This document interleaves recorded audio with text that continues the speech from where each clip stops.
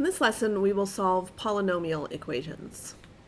So we have talked before about how to solve a quadratic equation. A polynomial could be a quadratic, or for instance, in this case, this is a cubic equation because our highest degree is 3.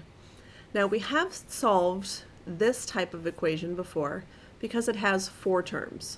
So when it has 4 terms, remember that we are going to factor by grouping, which means I'm going to look at the first 2 terms and find the GCF.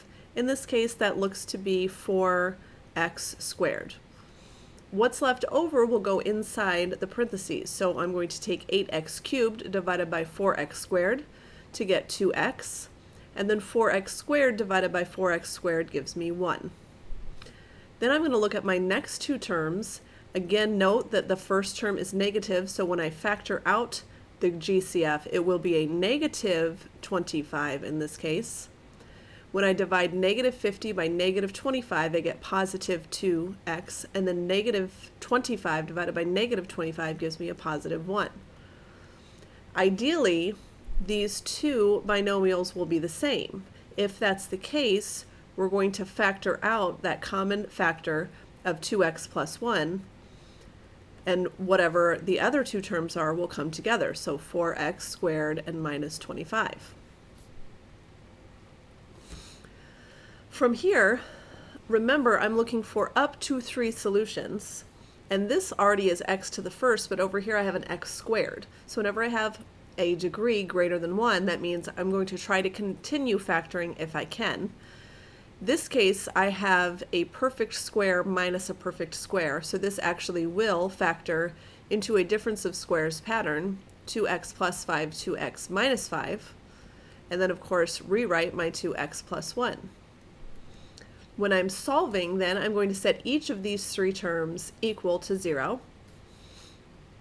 You can do as much or as little work on that as you would like. If you can do the math in your head, please feel free to do so. Obviously, that's the point that you're trying to get to. When I subtract the 5, it's always going to make this value the opposite sign. So notice when I subtract 5 from each side, I get the negative 5, so the opposite of this sign, and then I'm going to divide by 2. That leaves me with negative 5 halves. Now, I'm very lazy and I don't want to have to do that every time. So I know that whenever I am solving and I have a binomial like this, I'm going to take the opposite of this sign, so this value, but the opposite sign, and then divide it by this. So notice this would be a negative 5 over 2, and that's what I got.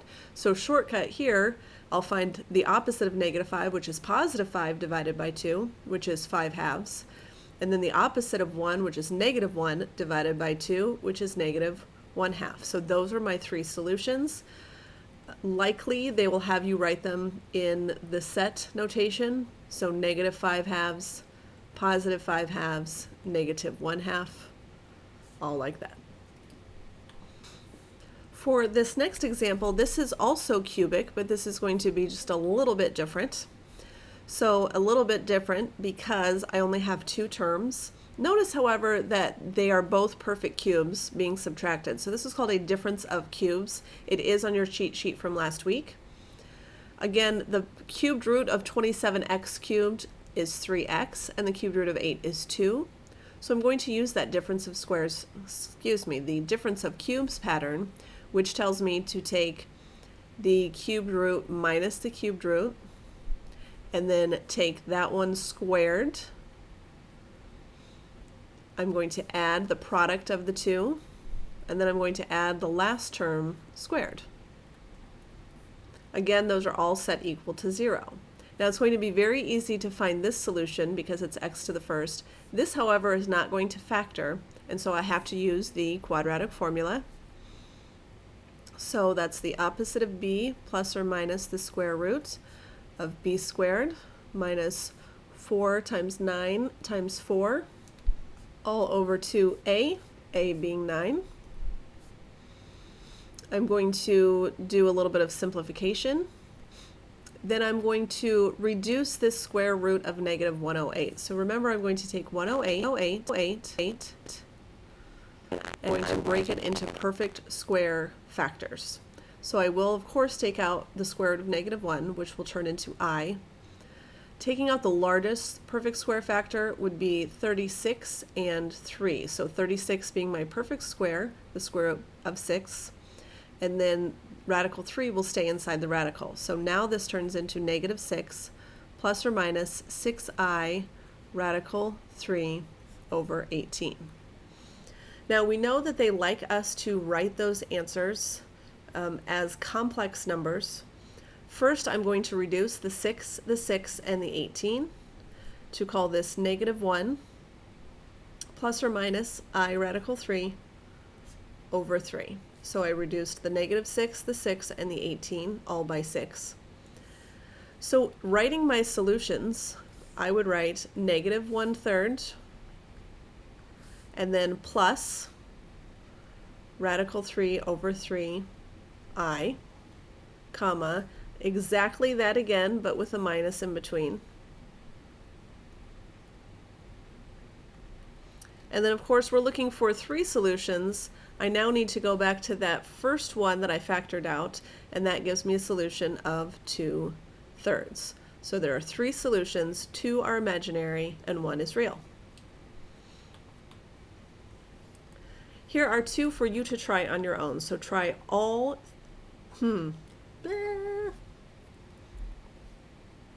Here are 2 questions for you to try on your own, so try them both, then press play to check your work. For the first, again, I have 4 terms, and whenever I have 4 terms, I'm going to see if I can factor by grouping. The GCF of the first 2 terms is 25n squared, leaving me with n plus 4. The GCF of the second 2 terms is negative 1, leaving me with n plus 4, which means that factors into 25n squared minus 1, n plus 4. Whenever I have a degree greater than 1, I'm going to see if I can factor further. This happens to be the difference of squares pattern. So 5n plus 1, 5n minus 1. And then to find my solutions, I'll set each of those equal to 0. So negative 1/5, positive 1/5, and negative 4. For my second, a bit more complicated, we're looking for up to 4 solutions. First thing I will do is write all of the terms on one side. Then I'm going to factor out that GCF of x. What I'm left with appears to be a difference of cubes pattern again. So I have x, I have x minus 3, and then I have x squared plus 3x plus 9. Again, finding these 2 solutions will be very easy. For this one, I will have to use the quadratic formula. So plugging in a, b, and c into the quadratic formula gives me this. I'm going to simplify that further. So simplifying as much as I can brings me to this point. And now I'm going to write all of my solutions. So setting x equal to 0 gives me 0. Setting x minus 3 equal to 0 gives me positive 3. And then, of course, I have both of my solutions from here, which is negative 3/2 plus 3 radical 3 over 2, and negative 3/2 minus 3 radical 3 over 2.